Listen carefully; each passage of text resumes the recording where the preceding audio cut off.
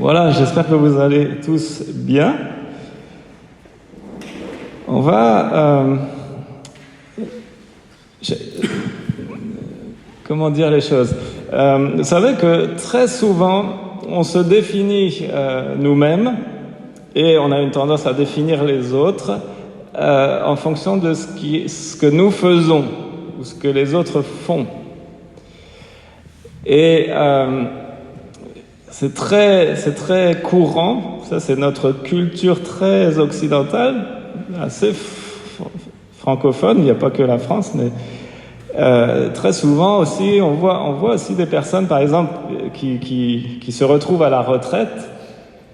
Pendant toute leur vie, bien, ils ont été définis par leur rôle, leur fonction, voilà, et parfois des responsabilités.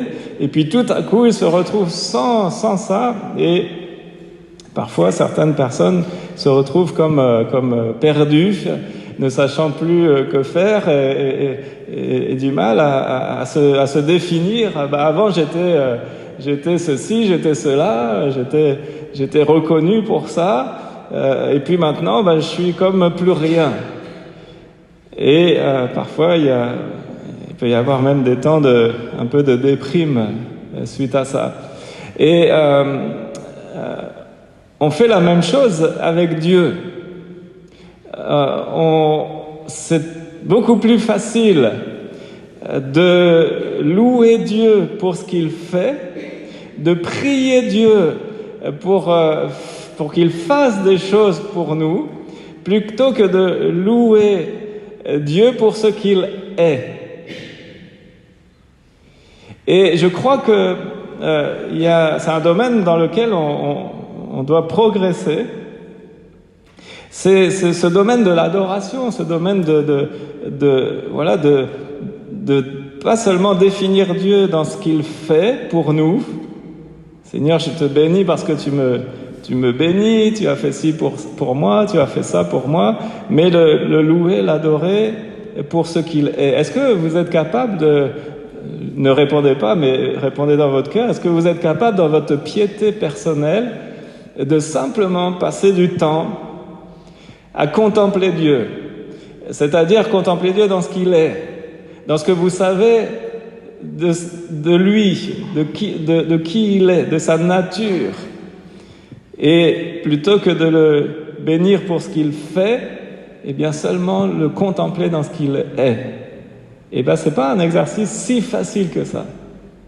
Et moi je vous encourage, et ça va être un des buts aussi ce matin. On a besoin de révélation. On a besoin de connaître Dieu, de connaître Jésus dans ce qu'il est. Dans ce qu'il est, dans sa nature. Et ce qu'il désire, c'est déverser sa nature en nous. Ce qu'il est, il veut le déverser en nous. Il veut qu'on lui ressemble.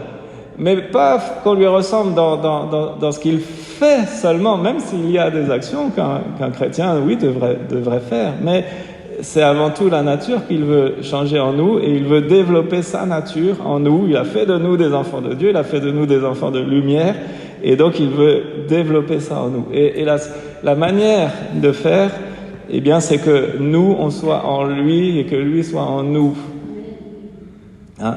Et donc c'est tellement important d'apprendre à mieux le connaître, et ça va être l'objet de ce message ce matin. Je vous invite à ouvrir votre Bible dans le livre de la Révélation. Vous savez c'est quoi le livre de la Révélation? C'est le livre de l'Apocalypse. Hein? Alors, on va lire l'introduction de ce livre. Alors j'hésite encore, je ne sais pas encore si je vais probablement pas faire une étude suivi comme j'ai pu le faire pour l'évangile selon Marc, mais je pense que dans les temps à venir, on prendra le temps de s'attarder un peu sur ce livre. Le livre de l'Apocalypse, on y va ensemble.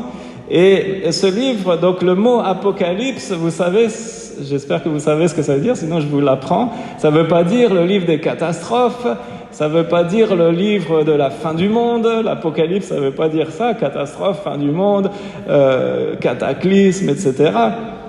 Le mot apocalypse, ça veut dire révélation. Et littéralement, dans le terme originel, c'est un dévoilement. Un dévoilement. C'est comme s'il y a un voile qui nous empêche de voir quelque chose, et Dieu, il fait tomber le voile. Et en faisant tomber, c'est comme un lever de rideau, vous savez. Vous allez à un spectacle, il y a un rideau, il y a un rideau, et là, tout à coup, le rideau est levé, et on voit enfin la scène, on va voir le spectacle. Et là, c'est ça, ce que désire Dieu dans tout ce livre, c'est dévoiler des choses. Mais dévoiler quoi? Eh bien, pas seulement les choses qui vont se passer, pas seulement les choses qu'il va faire, mais Dieu veut se dévoiler dans ce qu'il est. Qui il est? Qui est mon Dieu? Qui est notre Seigneur? Et déjà, rien que dans l'introduction, on voit que Jean, donc c'est l'apôtre Jean qui a reçu cette révélation. Il nous explique même comment. Il était retenu sur l'île de Patmos, il était prisonnier, et c'est là, pendant ce temps d'emprisonnement, que Jean va recevoir ces révélations tellement extraordinaires. Alors, on y va, on lit le début nous lisons ensemble dans Apocalypse, chapitre 1er, verset 1er. Révélation de Jésus-Christ. Donc, vous voyez, je m'arrête juste là. C'est pas seulement une révélation donnée par Jésus, mais c'est la révélation de la personne de Jésus. D'accord? Il faut bien saisir cela. Jean, il a reçu la révélation de qui est Jésus, encore plus qu'auparavant. Révélation de Jésus-Christ que Dieu lui a donnée, donc à Jean. Dieu lui a donné cette révélation pour montrer à ses serviteurs les choses qui doivent arriver bientôt et qu'il a fait connaître par l'envoi de son ange à son serviteur Jean. Celui-ci a attesté la parole de Dieu et le témoignage de Jésus-Christ, soit tout ce qu'il a vu. Heureux celui qui lit et ceux qui entendent les paroles de la prophétie et qui gardent les choses qui y sont écrites, car le temps est proche. On lit au verset 4, Jean, aux 7 églises qui sont en Asie, que la grâce et la paix vous soient données de la part de celui qui est, qui était et qui vient, et de la part des 7 esprits qui sont devant son trône, et de la part de Jésus-Christ, le témoin fidèle, le premier-né des morts, et le prince des rois de la terre, à celui qui nous aime et qui nous a délivrés de nos péchés par son sang, et qui a fait de nous un royaume, des sacrificateurs pour Dieu son Père. À lui soit la gloire et la puissance au siècle des siècles. Amen. Voici, il vient avec les nuées, et tout œil le verra, même ceux qui l'ont percé, et toutes les tribus de la terre se lamenteront à cause de lui. Oui, Amen. Je suis l'alpha et l'oméga, dit le Seigneur Dieu, celui qui est, qui était et qui vient, le Tout-Puissant. Amen. Voilà, Jean qui a reçu cette révélation, donc on l'a lu. Oui, Dieu va lui révéler les choses qui vont se passer, se dérouler, mais avant tout, il faut comprendre que c'est une révélation de Jésus que Dieu veut nous donner. Donc l'auteur ici, révélation de Jésus-Christ. Donc l'auteur c'est bel et bien Jésus qui va parler. Il s'est servi d'un ange. Un ange, c'est un messager qu'il va envoyer à Jean. Et donc, l'auteur de cet apocalypse, l'auteur de cette révélation, c'est bel et bien le Seigneur Jésus-Christ qui parle ici et qui va se révéler donc à Jean. Le destinataire, on l'a lu au verset 1er, pour montrer à ses serviteurs. Dieu veut se révéler, mais il ne se révèle pas à n'importe qui et n'importe comment. Il veut se révéler à ses serviteurs, littéralement doulos, esclaves, ceux qui ont fait de Jésus leur sauveur, mais aussi leur Seigneur. Celui qui est maître dans nos vies, donc ceux qui sont ses serviteurs. C'est tellement important ce positionnement. Et ça me fait penser, ça fait écho à un autre verset des Écritures où Jésus dit « Je vous appelle plus serviteur, mais je vous appelle ami, parce que je vous ai montré tout ce que j'ai fait, tout ce que j'allais faire. » Et ça, c'est le propre d'un ami là qui parle à ses amis et qui veut leur dire ce qu'il va faire. Donc je crois que plus encore que des serviteurs, on doit comprendre que Dieu veut se révéler à ceux qui sont proches de lui, tout simplement. Et qui sont prêts, évidemment, à se mettre à sa disposition pour l'honorer, le glorifier, le servir. Où est-ce que j'en suis? Où est-ce que j'en suis avec ma communion avec le Seigneur? On a tous des programmes très chargés. Est-ce que je prends le temps avec mon Seigneur?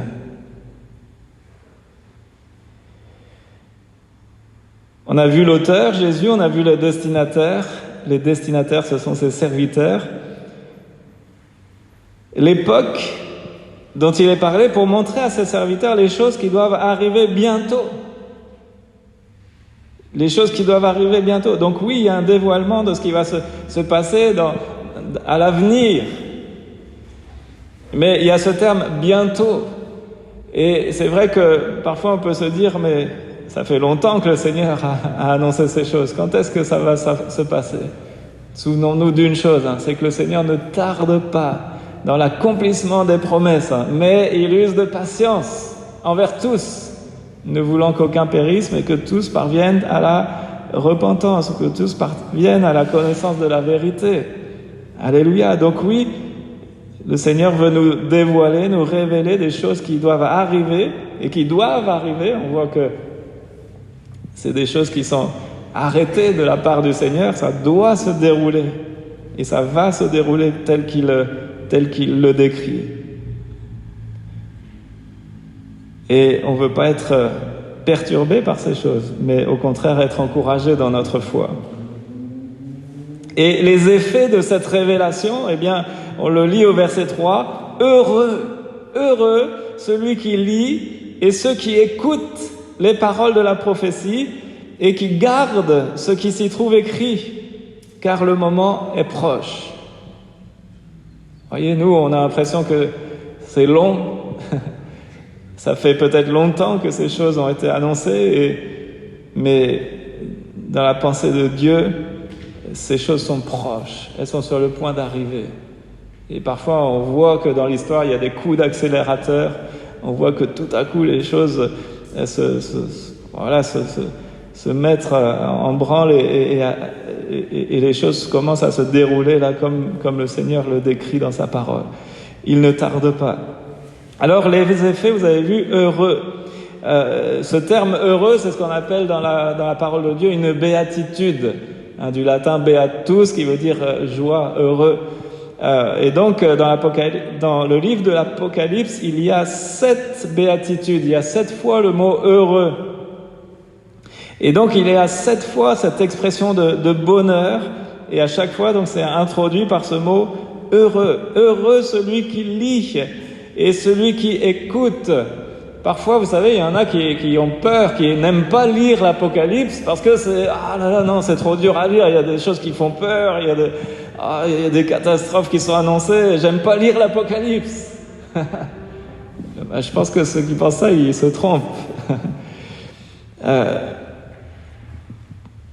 Si on lit, et pas seulement lire en surface, peut-être des choses qui peuvent nous faire peur en surface, nous interroger, mais heureux ceux qui écoutent, ceux qui ont soif d'entendre, de comprendre ce que le Seigneur veut dire, écoutent la parole de la prophétie. Il y a toute une dimension évidemment de la prophétie, la dimension prophétique ici est extrêmement évidemment importante, mais je crois que le Seigneur, quand il donne une prophétie, c'est quoi le but? C'est de nous faire peur? Non, on le sait, la prophétie elle a pour but d'exhorter, d'encourager, d'affermir la foi. Parfois, oui, de reprendre et de corriger, mais toujours pour notre bien. Donc on est heureux si on lit, on est heureux si on écoute les paroles de la prophétie. Et troisième élément ici, on est heureux si on garde ces choses qui s'y trouvent. Et garder ces choses, c'est pas seulement en avoir la connaissance des textes de l'Apocalypse, mais garder ces choses, c'est garder la parole, ça veut dire se comporter et obéir en fonction de ce qui est écrit. Amen. Et donc, dans l'Apocalypse, si vous faites cette étude, vous verrez qu'il y a souvent le chiffre 7. Et là, il y a 7 béatitudes dans les Écritures. Et le chiffre 7 dans la parole de Dieu nous parle de plénitude et de perfection. Un chiffre très important, notamment dans l'Apocalypse, mais il y a aussi d'autres passages. Et le fait qu'il y a 7 béatitudes, qu'il y a 7 fois cette expression de bonheur, eh bien cela nous parle de la perfection de la joie qui nous est réservée. Alléluia. Une joie entière, une plénitude de joie. Mon frère, ma sœur, si aujourd'hui peut-être t'es pas tout à fait dans la joie parce qu'il y a ton lot d'épreuves, de difficultés ici-bas, mais sache que le Seigneur nous parle ici de la joie qui nous est réservée. Alléluia. Et cette joie qui nous est réservée, elle sera parfaite, entière, une plénitude de joie. Alléluia. Et donc, à chaque fois que l'on retrouve ce chiffre 7, on va le retrouver à nouveau par la suite, eh bien cela nous parle de perfection et de plénitude. Le nombre 7 apparaît 49 fois dans l'Apocalypse. Vous avez révisé vos tables de multiplication. 49, c'est 7 fois 7. Donc, quand Dieu se révèle ici, il veut nous révéler une plénitude de plénitude. La perfection dans son ensemble. Il veut nous révéler que lui, il est parfait et que tout ce qu'il a prévu est parfait. Amen. Quand on réfléchit à ces choses, quand on les médite, eh bien, c'est des choses qui sont extraordinaires et qui vont encourager notre foi. Donc, on aura l'occasion certainement de voir d'autres choses. On va voir là aujourd'hui, mais à chaque fois que vous voyez le nombre 7, le chiffre 7, là, dans l'Apocalypse notamment, eh bien, cela nous parle de plénitude, perfection, d'entièreté. Et la première chose ici dont il est parlé, c'est cette plénitude de la joie. On est heureux si on serre sa parole dans nos cœurs. On est heureux si on cherche à avoir plus de révélation de notre Seigneur Jésus, à mieux le connaître. Seigneur, j'ai 1001 choses à te demander. Je voudrais que tu fasses plein de choses pour moi, mais il y a une chose qu'on doit être capable de faire. La Bible le dit, c'est même un commandement. Arrêtez et sachez que je suis Dieu. Est-ce qu'on sait faire ça dans nos agendas, nos calendriers surchargés? Est-ce que nous savons nous arrêter simplement pour Seigneur, viens te révéler à moi, je veux te contempler, je veux que tu te révèles à moi dans ce que tu es. Tu es Dieu. Tu es l'Éternel et montre-moi tout ce que cela implique. Alléluia. On poursuit au verset 4. De la part de Jean aux 7 églises qui sont en Asie. Que la grâce et la paix vous soient données de la part de Dieu, celui qui est, qui était et qui vient, de la part des 7 esprits qui sont devant son trône. Donc là, 2 fois à nouveau le chiffre 7. De la part de Jean aux 7 églises qui sont en Asie. Donc, 7 églises, ça veut dire quoi? Le chiffre 7, plénitude, entièreté, perfection.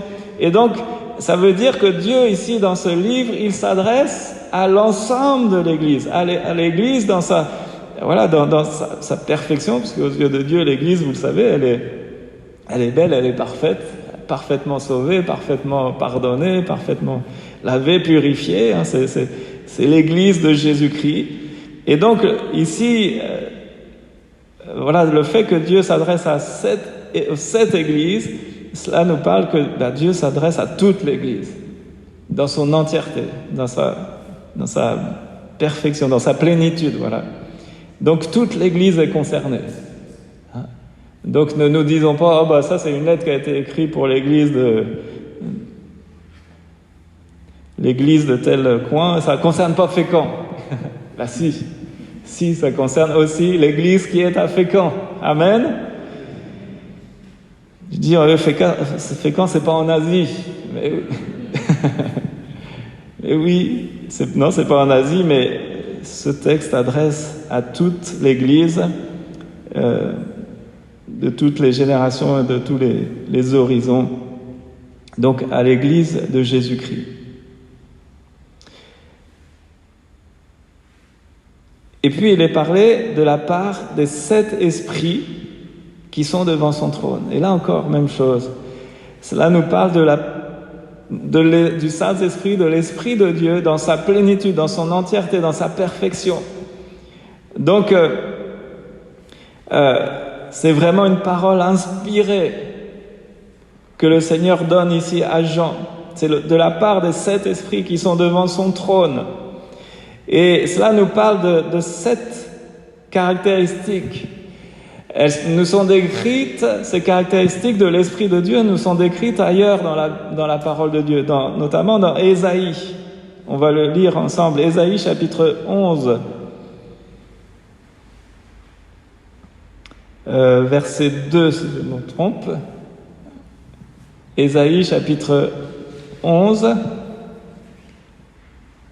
L'Esprit de l'Éternel reposera sur lui. Donc, il est question de Jésus ici. Vous savez que Jésus, un jour, a lu ce texte dans une synagogue et il a dit ces choses, aujourd'hui, elles sont accomplies.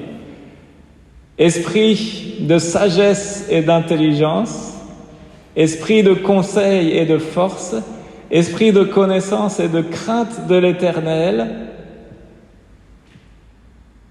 Il respirera la crainte de l'Éternel, il ne jugera point sur l'apparence, il ne prononcera point sur un oui-dire. Alors ici, on a donc les 7 caractéristiques de l'Esprit de Dieu.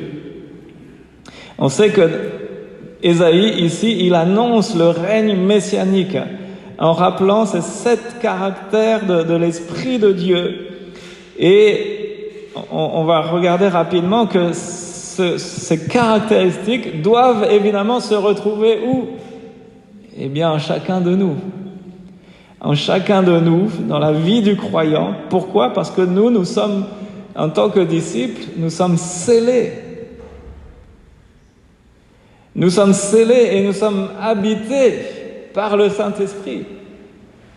Amen. Et donc, il doit y avoir en nous, eh bien, les 7 caractéristiques de l'Esprit de Dieu, de l'Esprit Saint, de l'Esprit du Seigneur. Amen. C'est quoi ces 7 caractéristiques ? L'Esprit de l'Éternel reposera sur lui.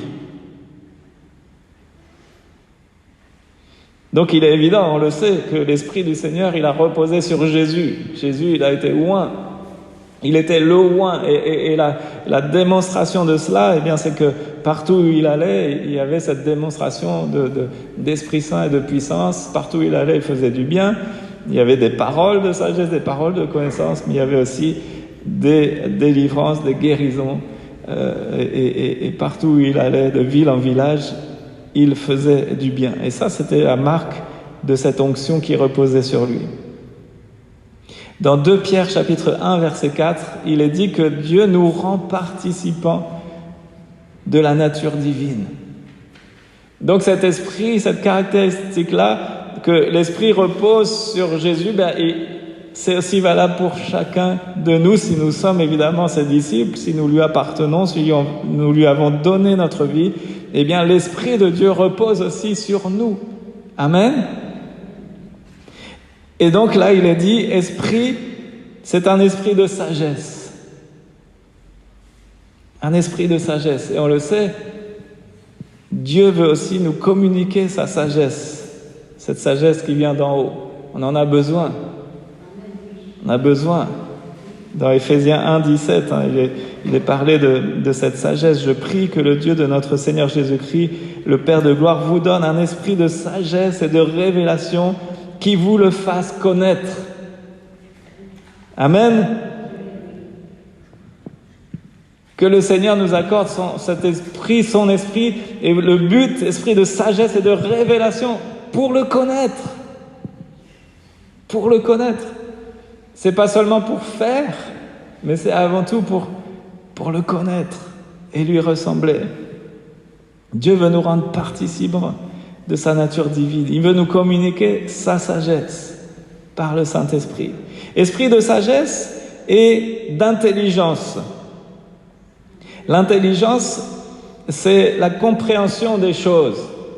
Il y en a qui ont une intelligence mathématique, il y en a qui ont une intelligence géographique, il y a l'intelligence, comment on appelle ça, liée à la nature, compréhension de ce qui se passe dans la nature, l'intelligence musicale, il y a toutes sortes d'intelligences. C'est la compréhension des choses.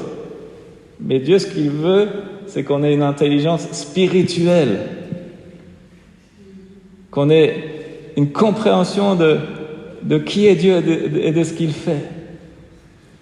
L'intelligence des temps dans lesquels nous sommes.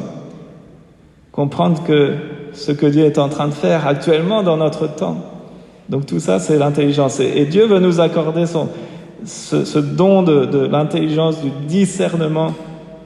Quant à vous, l'onction que vous avez reçue de Christ demeure en vous et vous n'avez pas besoin qu'on vous enseigne.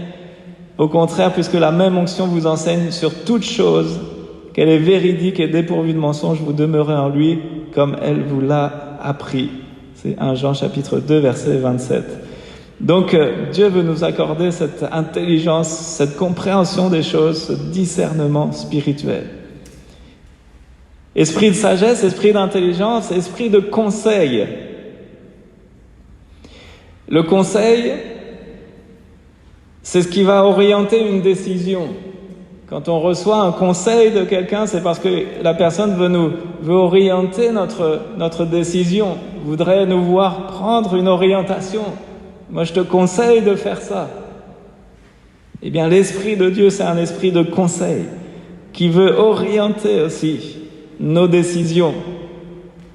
Acte 16, verset 6, arrivé près de la Mysie, ils se préparaient à entrer en Bithynie, mais l'Esprit de Jésus ne le leur permit pas. Ils traversèrent alors la Mysie et descendirent à Troas. Pendant la nuit, Paul eut une vision et il y a cet appel du Macédonien. L'Esprit de Dieu, c'est un esprit de conseil. Et nous, on veut être remplis de cet esprit-là, non seulement obéir aux conseils qui nous sont donnés par le Saint-Esprit, mais nous aussi, si on est remplis de cet esprit de conseil, eh bien, on va être à même de conseiller les autres. De dire, tu sais, je pense que voilà le conseil que je te donne, le meilleur choix que tu devrais faire, c'est peut-être ça. Tu devrais réfléchir à ça plutôt que faire ça. On peut conseiller. Et on a aussi, à fur et à mesure, on acquiert aussi de l'expérience avec le Seigneur. Il y a des pièges dans lesquels peut-être nous on est tombés et on peut conseiller aux autres d'éviter d'y tomber à leur tour. Un esprit de conseil. Un esprit de force. Et là, on le sait que le Seigneur veut aussi nous revêtir de sa puissance. Acte 1, verset 8, vous recevrez quoi? Une puissance, comme une force, lorsque le Saint-Esprit viendra sur vous. Et c'est quoi le but de cette force? De soulever de la fonte? Non. Et vous serez mes témoins à Jérusalem, dans toute la Judée, dans la Samarie, jusqu'aux extrémités de la terre. Et donc, ce que Dieu veut faire par le Saint-Esprit qui agit en nous, c'est nous remplir de cette force, c'est-à-dire de courage, de zèle, voilà, pour témoigner autour de nous. Il veut nous revêtir de cette puissance. Et puis, la puissance aussi de la foi, qui est capable de déplacer des montagnes. La foi par laquelle aussi on peut guérir, on peut prier pour les malades et que les malades soient guéris. Et ça, c'est la force dont le Seigneur veut aussi nous revêtir. Esprit, on a vu esprit de sagesse et d'intelligence, esprit de conseil et de force, esprit de connaissance. Esprit de connaissance. On sait que le Saint-Esprit, eh bien lui, il est la sagesse parfaite, il a une connaissance absolue de toutes choses. C'est pour ça qu'il est à même de nous conseiller. L'Esprit de Dieu, il est tout puissant, rien n'est impossible. On sait que c'est par l'Esprit que Dieu a créé le monde. C'est aussi un esprit de connaissance. Et dans le Saint-Esprit, il y a cette source de connaissance, la toute connaissance. Il est omniscient, le Seigneur. Il a une connaissance absolue de toutes choses. Et donc, Dieu veut aussi que, en nous, il veut, par le Saint-Esprit, bien aussi nous révéler les choses, nous révéler la parole, nous révéler qui il est, nous donner parfois des paroles de connaissance, révélation, des choses où là il y a un esprit de connaissance qui va se manifester, l'Esprit Saint qui va agir en nous. Que Dieu nous révèle, que Dieu nous donne cette connaissance, que Dieu nous donne ce discernement. Amen. Un esprit aussi, et c'est le dernier, c'est un esprit de crainte de l'Éternel. Et on sait que l'Esprit de Dieu, il a une caractéristique, c'est qu'il est entièrement soumis au Père, à Dieu le Père. Entièrement soumis. De la même manière que Jésus est entièrement soumis au Père. Il ne faisait que ce qu'il voyait faire au Père, parce que lui-même était rempli de cet esprit de crainte de l'Éternel. Alors c'est cet esprit-là, cette caractéristique de l'Esprit de Dieu qui va nous apprendre à obéir et dépendre de lui.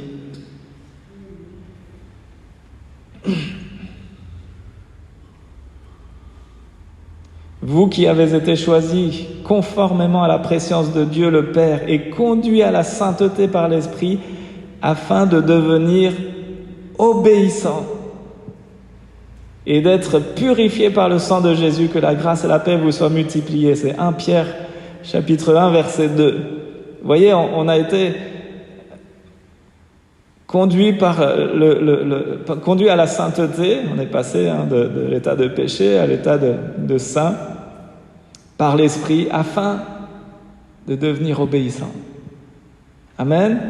Donc encore ici, là, une 7e caractéristique de l'Esprit de Dieu. Donc imagé par les 7 esprits là qui sont devant le trône. Mais on comprend que dans la pensée hébraïque, dans la pensée ici de Dieu, quand il est parlé des 7 esprits, c'est un seul et même esprit qui a différentes caractéristiques. Que le Seigneur nous apprenne à obéir, à dépendre de lui.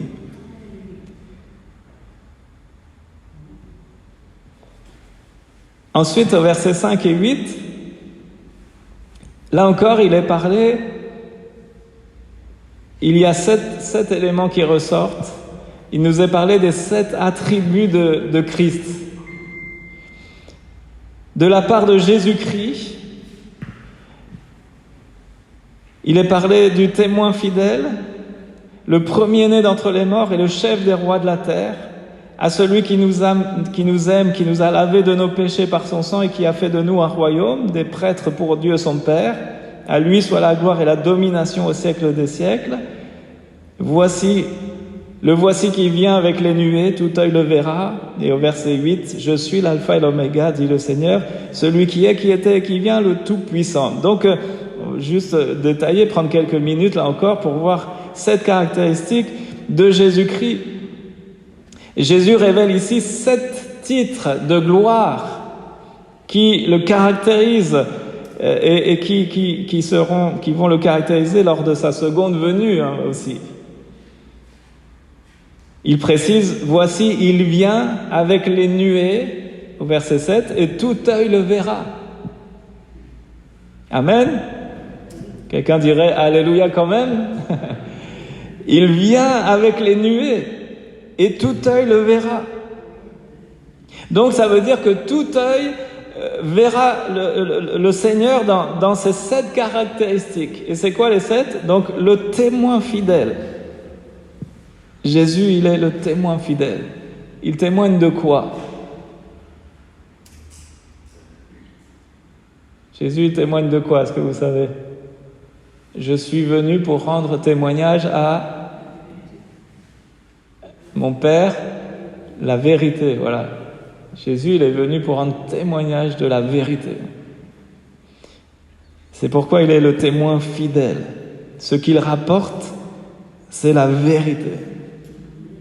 Et quand il paraîtra, quand il se révélera au monde, eh bien, il va se révéler comme étant lui-même la vérité. Je suis le chemin, la vérité et la vie. Alors que beaucoup pensent que c'est un mensonge, une fumisterie, une légende, etc., etc. Non, il est le témoin fidèle. Il est le premier-né des morts. Le premier-né d'entre les morts, les prémices de la résurrection, ils sont là, ils sont en Jésus-Christ. Alléluia. Et quand il viendra, quand il se révélera, il va se révéler comme étant le ressuscité. Alléluia. Donc nous, on l'a déjà eu cette révélation. Mais peut-être qu'on a besoin encore plus de le connaître comme étant le premier-né d'entre les morts, le ressuscité. Et ça veut dire quoi? Jésus le dit, il se révèle à nous dans sa parole. Il dit pas seulement « je suis le ressuscité ».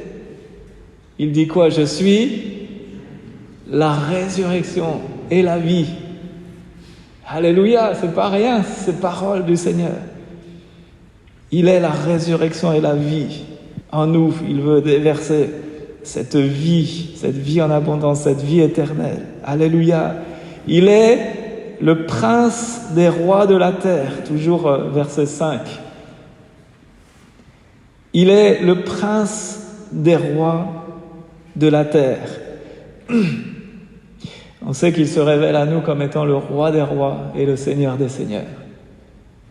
La question c'est, est-ce qu'il est roi, est-ce qu'il est seigneur de ma vie? Est-ce qu'il règne? Est-ce qu'il règne en maître? Est-ce que je le laisse régner dans tous les domaines?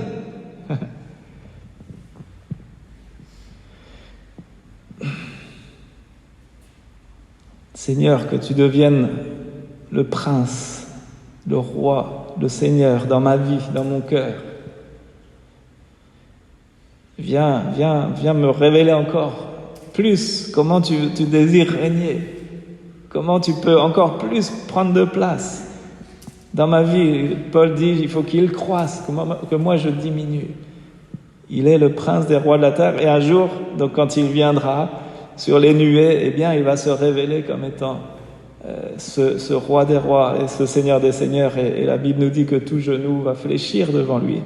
Ceux qui auront refusé jusqu'à ce moment, eh bien de plier non seulement les genoux, mais surtout plier leur orgueil, plier leur volonté devant ce roi-là, eh bien, à un moment donné, ils n'auront plus le choix et ils vont plier le genou. Et Dieu, et le Seigneur va, parce qu'il en a reçu le pouvoir du Père, il va s'assujettir toutes choses. Il est, au verset 8, il est l'alpha. Il est l'alpha. Ça veut dire qu'il est avant toute chose. Il l'explique ensuite.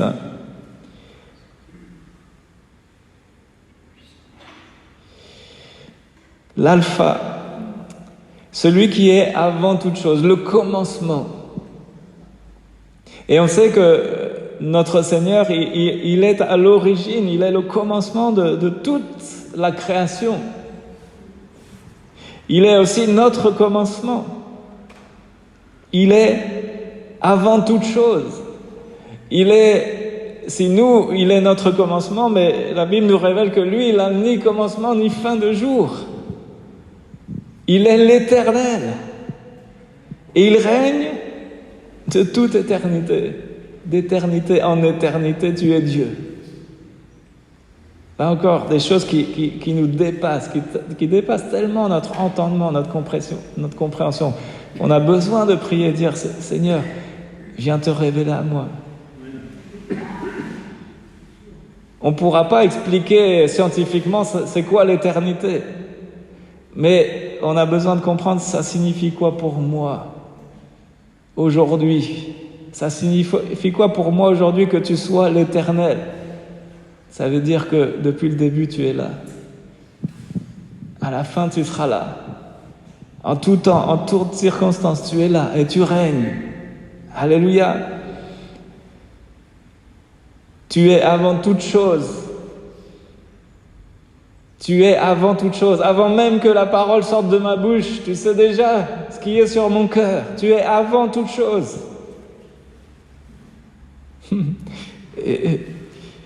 Et parfois on a l'impression, on prie comme si on allait apprendre des choses au Seigneur. Et Seigneur, tu t'as pas vu là, je suis dans la galère au boulot, tout ça, t'as pas vu, il faudrait peut-être que tu interviennes, Seigneur. Et nous on croit qu'on va informer le Seigneur de ce qui se passe. Non, Seigneur, tu es l'Éternel, tu règnes. Ma situation, tu la connais. Tu es l'alpha, l'oméga, tu es le commencement et la fin. À l'origine de ça, tu sais ce qui s'est passé. Peut-être que c'est même toi qui en es à l'origine de ça. Parce que tu veux travailler peut-être mon cœur, montre-moi. Mais Seigneur, je sais que toi, tu n'es pas pris au dépourvu. Tu es l'alpha, tu es le commencement, tu es avant toute chose. Et tu es aussi l'oméga, celui qui subsiste après toute chose. Alléluia.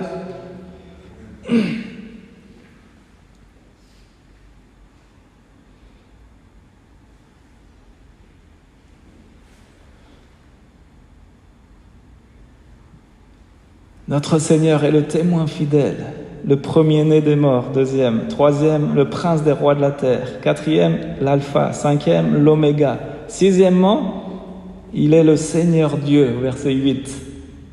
Il est le Seigneur Dieu.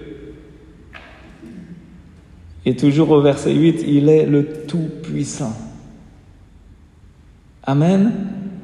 Il est le Tout-Puissant. Seigneur, tu es Dieu, tu règnes.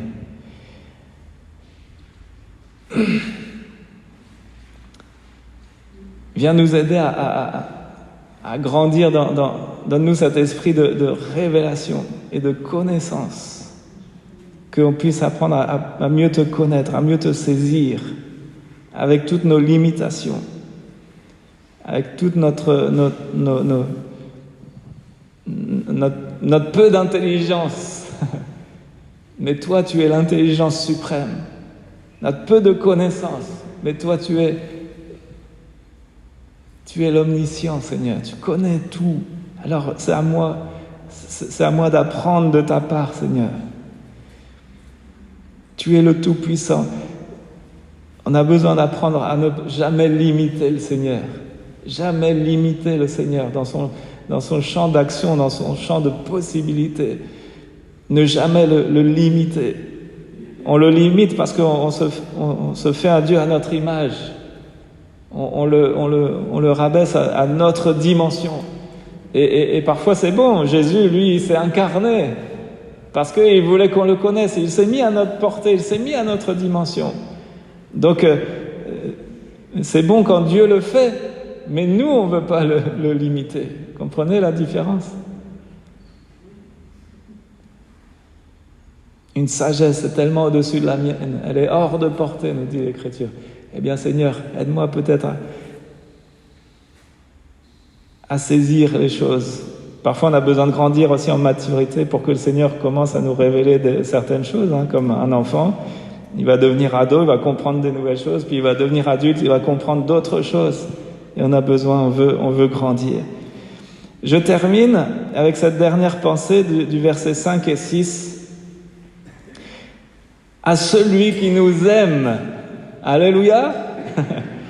C'est pas le tout d'être un Dieu grand, puissant, intelligent, toute connaissance, mais ce Dieu-là, il nous aime. Amen, mon frère, ma sœur.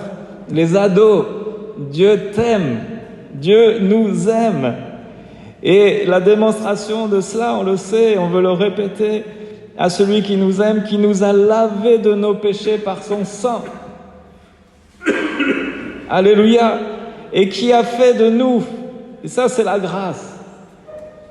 La grâce, c'est non seulement il ne nous traite pas selon ce qu'on mérite, on méritait le châtiment et puis il nous fait la grâce, il nous épargne le châtiment, mais la grâce c'est qu'il nous traite selon ce qu'on ne mérite pas, il nous donne, il nous bénit selon ce qu'on ne mérite pas.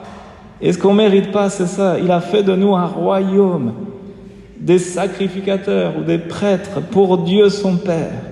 À lui soit la gloire et la domination au siècle des siècles.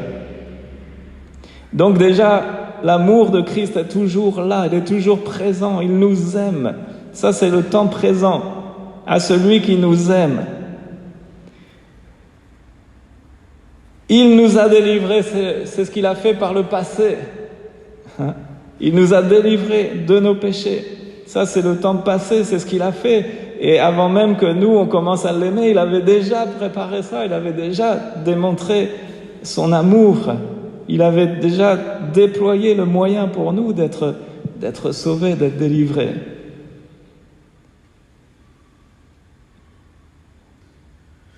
Et puis, son œuvre expiatoire à la croix, eh bien, elle porte des fruits jusque dans l'éternité. Ça, c'est l'avenir qui nous est réservé. Il veut qu'on règne avec lui pour l'éternité. Et c'est pour ça qu'il a fait de nous un royaume,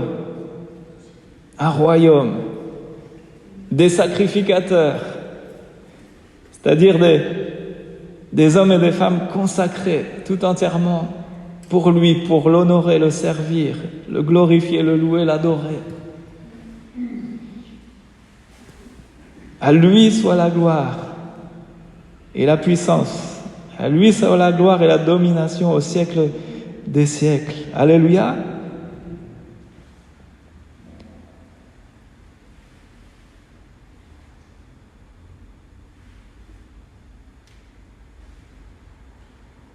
Voilà, je vais m'arrêter ici. On va prier le Seigneur, on va louer le Seigneur. Seigneur, merci pour cet apocalypse, merci pour cette révélation. Et ta révélation, elle est tellement excellente. C'est tellement excellent quand tu te révèles à nous, quand tu lèves le voile et que tu te montres à nous tel que tu es. Oh Seigneur, avec l'Église ce matin, on veut te louer, on veut nous prosterner devant toi, Seigneur, et reconnaître ta grandeur, ta majesté, reconnaître ton immense amour. Seigneur, ta perfection, tu es tellement extraordinaire, merveilleux, tu es tellement au-dessus de nous, ta perfection nous dépasse, Seigneur. Mais on veut te demander une chose, eh bien, viens nous la faire connaître, toute cette perfection qui est en toi, toute cette plénitude qui est en toi, la plénitude de la connaissance, la plénitude de paix, de joie, d'amour, tout est en toi. Et c'est en toi que nous voulons venir puiser tout cela. Nous te remercions pour l'excellence de tes révélations, Seigneur. Et apprends-nous au jour le jour, quand on lit ta parole, quand on te prie, eh bien, apprends-nous à nous arrêter, Seigneur, sur ce qu'on peut lire et te contempler. Apprends à te contempler dans ce que tu es, dans ce que tu nous révèles, dans ta parole. Évidemment, on veut te demander aussi de nous aider dans ce que nous avons à faire pour toi. Mais avant tout, viens changer nos cœurs, viens changer nos mentalités, viens changer notre état d'esprit, viens changer nos caractères, pour qu'on puisse te ressembler de plus en plus, Seigneur.